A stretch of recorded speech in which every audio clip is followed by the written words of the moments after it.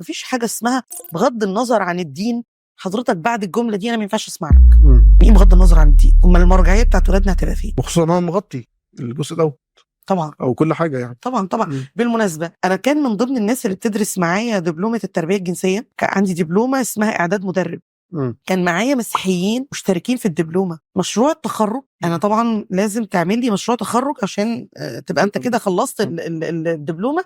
فيها الأربع محاور. هم كانوا بيعملوا دراسة فيما يخص الإنجيل، إن طلع سند لهذه القاعدة، طلع سند للحدود، طلع سند للعلاقة بالجنس الآخر، طلع سند ده موجود. والتشابه ما بين الأديان عالي جدا لأن المصدر واحد.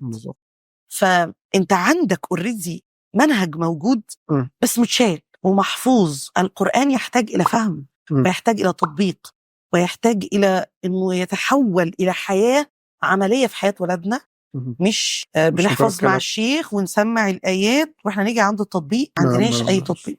ففترة بتحاول هي تدمج ده أو تطبق ده، بتوجد بقى الحلقة المفقودة دي ما بين العلم وما بين التنفيذ. أنا عايزة أنفذ.